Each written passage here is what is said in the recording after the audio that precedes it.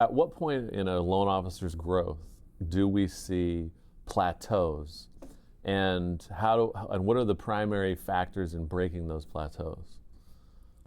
So in my experience, right, which is long, I've been in the industry a very long time, and I've worked for multiple different lenders and reached a plateau that I just couldn't overcome that, right? But the longer you're in the industry, the more you figure these things out. And what it really, really comes down to is the support level behind the LO. Many of us, we try to balance things, and we get to a certain level of production where we can no longer be as visible as we'd like to be or need to be to maintain growth. And if they're unwilling, if the lender you're working for is unwilling to commit to offering you support to allow you to maintain that type of visibility, then you plateau, right? You get stuck in that particular spot. And that's been my experience. I'll often talk to loan officers, and I'll hear them say things. They're doing around $20-25 million a year, and they'll even say things like, I don't want to do any more business.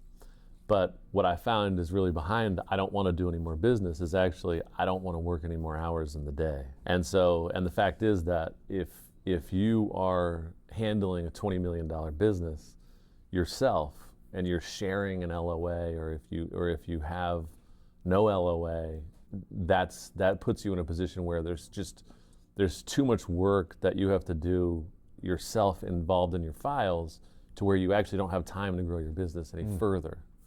Work-life balance is so important to longevity in this business, right? People burn out and they leave the industry and things like that. And as an example, when my children were younger, I used to always coach, like whatever they were in, whether it's softball, it could have been t-ball, soccer, bowling, didn't matter, right? I was always there with my kids. Yeah. And you would get into this grind where you would work and you would do all the things you need to do during the day.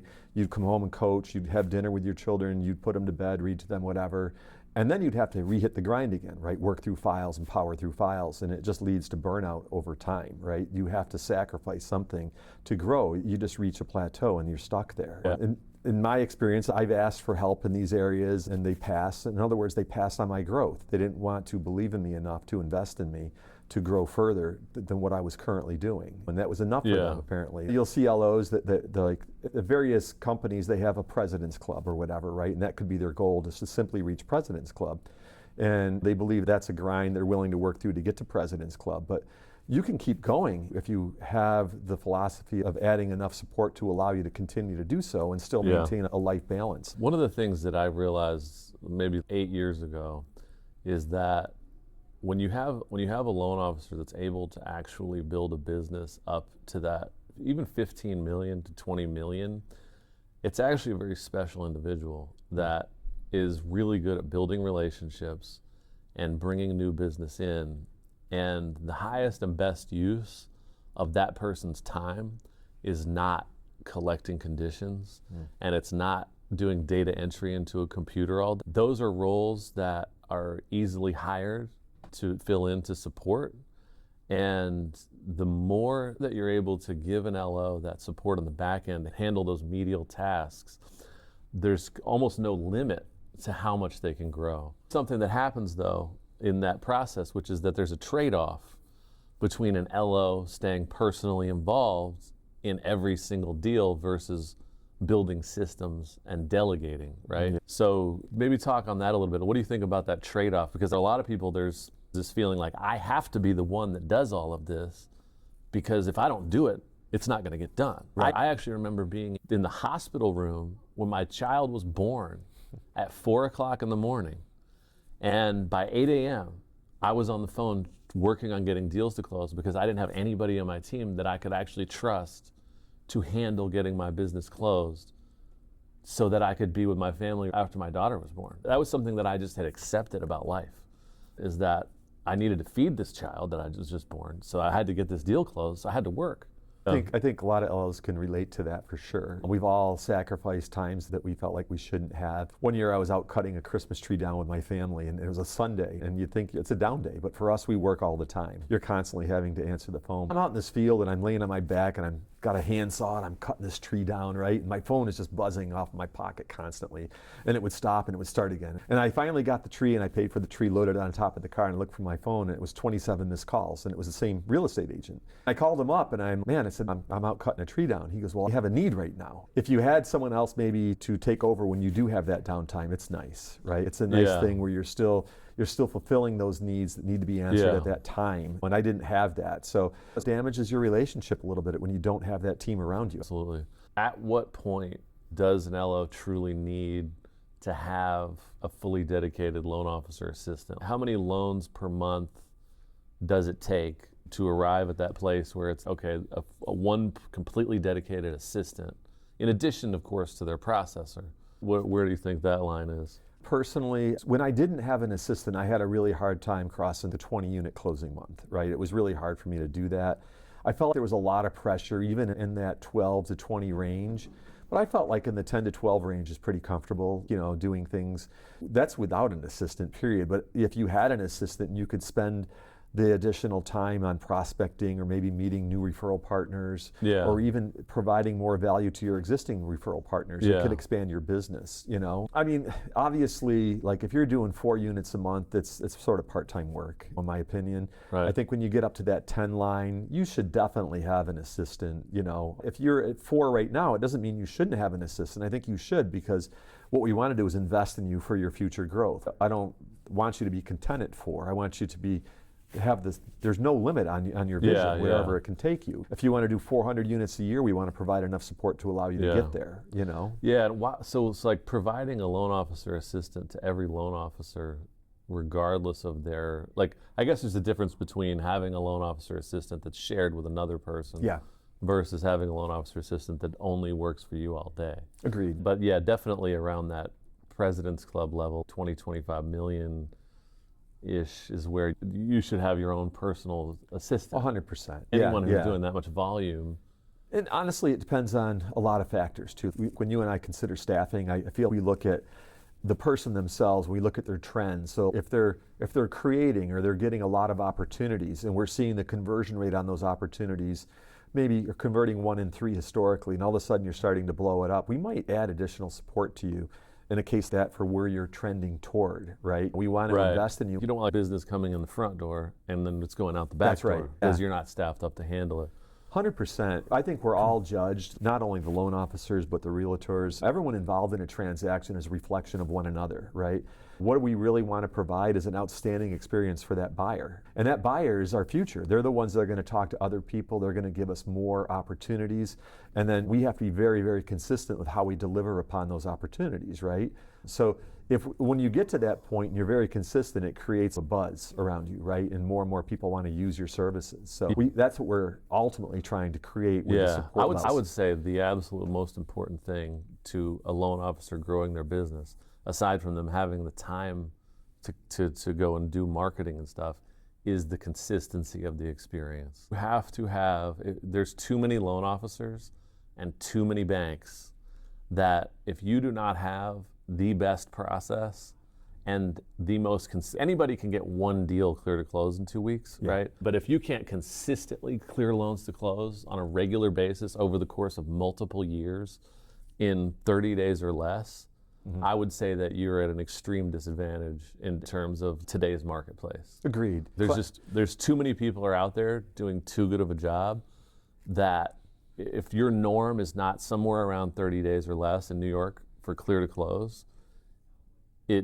I would say that you're missing the boat. Now, granted, there's some that's going to be way more than that, right? There's always going to be these problems, but your average W-2 teacher that has saved up a little money in her 401k. No, I agree. I agree completely. I think that looking back, I've worked for lenders that it was really hard to even meet contract dates, right? So on a contract you have a contingency date, which means that you're obligated to have your file underwritten and an underwriter's approved that, right? And it tells the sellers that you are an approvable person, right? Yeah. And then you have a closing date on there. These are contractually obligated times, right? Where they could actually shop you out if you're not hitting those dates. And it creates a lot of stress on the buyers and ultimately creates a really bad experience where they don't ever want to buy again, right? They don't want to go through that again. It's going to the dentist. You don't want to go back again. If you can make it clear and communicate clearly and exceed expectations of contracts, it takes all that pressure off, right? That becomes an enjoyable experience. And I think that one of the biggest mistakes I see loan officers make is using the 60-day contract date as an excuse for not getting their loan clear to close in 30 days. Because, and it's such a tremendous, even though people may not want to close in 30 days, the value of just being able to say the loan is ready. Whenever you would like to close, we're going to close, right? How many phone calls do you get that are happening because a loan is longer than 30 days in process? How many hours do you spend worried? How many emails are you checking in the middle of the night? How many people are you consoling over when is it going to happen? When is it going to happen? And it's truly a lifestyle change when you can provide to realtors the peace of mind of knowing the loan is clear to close a month before the closing, where everyone can just start worrying about where they're going to put their furniture and how beautiful it's going to be in the yard and whatever they want to fantasize about, and they're not worried about when is this lender going to respond? When are they going to get back to me? When are you going to look at these documents? No, you're 100% correct. From a realtor's perspective, their job while that is all going on is to stay on top of things on the client's behalf, right? So they're constantly making calls, make sure everything is progressing, that we're doing all the things that we need to be doing.